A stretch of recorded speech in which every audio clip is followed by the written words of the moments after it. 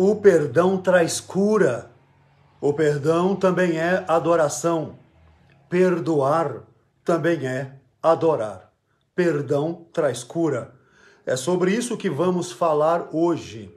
Fique aqui até o final, porque com certeza Deus tem bênção para você. Deus tem uma palavra de vitória para a sua vida. Eu oro a Deus para que seja um canal de bênção para abençoar você, abençoar sua casa, abençoar sua família. Então, em nome de Jesus, eu quero desejar que o seu dia seja hiper, mega, master, plus e big, abençoado em nome de Jesus.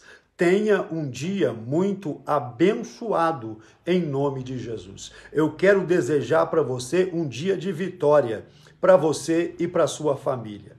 E sabe que muitas das vezes a vitória só pode entrar no coração da gente se o coração da gente não tiver preenchido por uma outra coisa que não seja a bênção, a vitória, o milagre.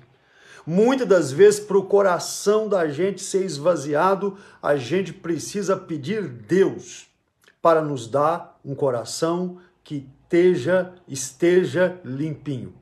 Tommy Tenney um dia falou sobre o poder do vazio. Naquele livro, Caçadores de Deus, tem uma parte que ele fala o poder do vazio. E é muito interessante. Mas a história que eu quero compartilhar com você hoje é numa época em que a Romênia estava sob o regime comunista. Então, a perseguição à Bíblia, a perseguição ao Evangelho, a perseguição aos evangélicos era algo tremendo, funesto, caótico e terrível. Aconteceu que um dia uma jovem é flagrada adorando a Deus com seu irmãozinho. Ela era uma jovenzinha de 16, 17 anos, seu irmãozinho, uma criança de pouco mais de 7 anos. Sabe, seu pai e sua mãe já tinham sido ceifados pela fúria da perseguição ao evangelho, aos evangélicos na Romênia, mas ela ficou cuidando valentemente do seu irmãozinho e continuou firme adorando a Deus. Ela não permitiu que a frustração roubasse do seu coração o desejo de continuar firme adorando o nome de Deus, o nome de Jesus. Mas um dia ela foi flagrada adorando a Deus juntamente com seu irmãozinho. E ela agora é perseguida e sai correndo, tentando fugir e motivando seu irmão, foge, corre, e correndo, os dois correram, e naquele ímpeto de salvar a própria vida, eles entraram numa rua sem saída.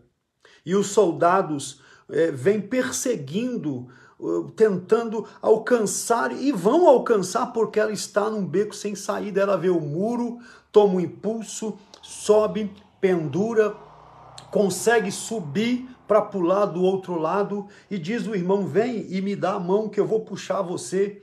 Mas o menino, quando vai tomar o impulso, ele escorrega, acaba batendo a cabeça no muro e volta para trás assim, meio desmaiado, meio desacordado. E ela imagina o desespero. Pensa o desespero dessa jovem. Pensa o desespero dessa menina ao ver o irmão ali, o único membro da sua família que ainda vivia, que não foi morto na perseguição aos cristãos na Romênia. Então, ela naquele desespero, vê o soldado covarde se aproximar. E sabe que mesmo a gente andando com Jesus, vivendo com Jesus, existirão momentos na nossa vida que fugirá, vai extrapolar o nosso domínio, a nossa administração, uma situação que nós não vamos conseguir saná-la do jeito que achamos que devia ser sanada. O soldado se aproximou, pegou o menino, olhou para ela com um ar sarcástico, sorrindo, debochando, e trucidou a criança. Trucidou o irmãozinho dela na frente dela. Na frente dela. Bem, ela chorava, ela gritava, mas ela percebe que tem hora que não é possível fazer mais nada. Então, ela pulou do outro lado do muro, conseguiu se salvar, e vida que se segue. Ela não ficou presa, traumática, por causa daquele momento. Ela buscou auxílio de Deus. Ela buscou força em Deus. Ela buscou um revestimento em Jesus e bola para frente. Não ficou presa para trás, bola para frente.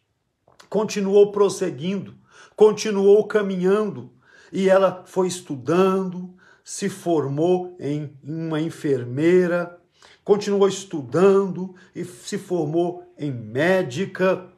Ela continuou progredindo, adorando, firme com Deus, apesar da situação traumática. Seus pais foram tirados, seu irmãozinho foi tirado assim diante dos olhos dela. Mesmo assim, ela consegue continuar firme. Com a ajuda de Deus a gente consegue. Com a ajuda de Deus dá tudo certo. Ela continua caminhando, rompendo, crescendo, se candidata a ser uma voluntária na Cruz Vermelha. Está ali adorando a Deus e servindo voluntariamente na Cruz Vermelha. Um dia, há um conflito de soldados ali, os soldados romanos com os soldados da fronteira, e muitos são feridos, muitos são dizimados, muitos são feridos e são levados para aquele hospital de ajuda humanitária, a Cruz Vermelha. E de repente chega um paciente que o lençol sobre ele estava completamente ensanguentado. Teria ele morrido? Teria chance de vida? Aquele paciente é entregue justamente àquela menina, que os seus pais foram ceifados pela perseguição aos evangélicos. Seu irmãozinho foi trucidado diante dos olhos dela. E quando ela recebe aquele paciente, o médico, o enfermeiro que traz, diz assim: olha, a vida dele está nas suas mãos. Você pode salvar a vida dele. E quando ela se aproximou e levantou a pontinha do lençol para ver o rosto daquele paciente, e quando levantou, ela tomou um choque. Gente, ela tomou um choque. Ela tomou um choque porque ela se lembrou de imediato que aquele rosto era justamente o rosto do homem que matou o irmãozinho dela, rindo, zombando da fé dela naquela perseguição. E quando ela viu aquele rosto, ela tomou aquele impacto forte. E automaticamente pôs a mão no rosto e uma voz dizia: você pode vingar agora a morte do seu irmão. Você pode vingar agora a morte do seu irmãozinho. Mas uma outra voz dizia: ame ele, cuide dele, perdoe ele. Eu pergunto a você, qual seria a sua decisão? O que você faria diante desta situação? Qual rumo você tomaria para a sua vida diante desta situação? Aquela jovem, ela ouviu uma voz que dizia: vingue-se. A outra voz dizia: perdoe. Uma voz dizia: vingue-se. A outra voz dizia: perdoa. Se fosse você, se fosse eu, qual seria a decisão que tomaríamos diante disso? Bem, ela orou a Deus. E sabe que oração não tem contraindicação. Oração é o oxigênio da alma. Orar é respirar o hálito de Deus, sentir o perfume do Espírito Santo. Ela orou e ela cedeu à voz que dizia: perdoe. Como Cristo te perdoou, perdoe ele. E ela cuidou daquele homem. Ela medicou aquele homem. Ela fez o máximo por aquele homem. Mesmo que as lembranças às vezes assombravam a sua memória, ela cuidou daquele homem.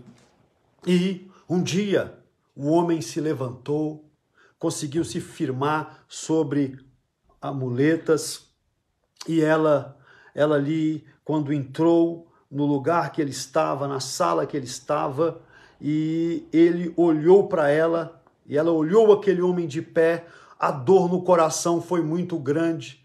Ela se dirigiu até o alpendre daquele hospital para respirar um ar, escutar os pássaros cantando.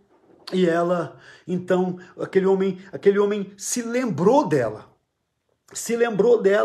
E ele se aproximou ali com dificuldade e perguntou: moça, eu te conheço. Eu conheço você. Você não é aquela menina. Aquela menina, eu estava perseguindo você com outros soldados e o seu irmão caiu do muro. Você é aquela menina. E ela balançou a cabeça dizendo sim. E ele falou assim: olha, eu tirei a vida do seu irmão. Você poderia ter se vingado. Por que é que você não se vingou? Por que é que você não me deixou morrer?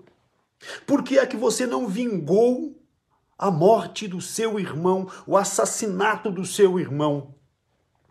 Ela se virou para ele com as lágrimas correndo no rosto e respondeu para aquele soldado: moço, um dia eu conheci um homem chamado Jesus.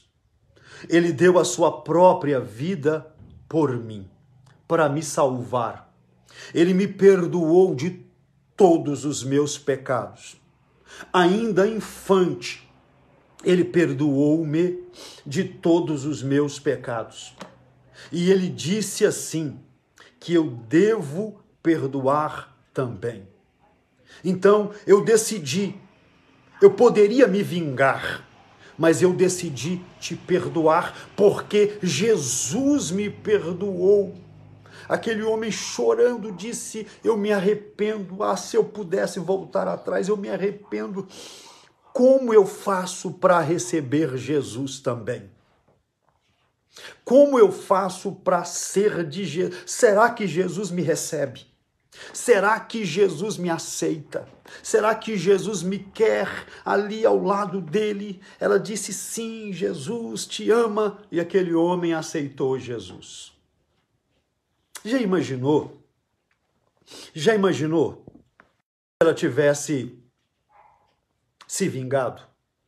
Você já imaginou se ela tivesse dado lugar ao ódio no coração?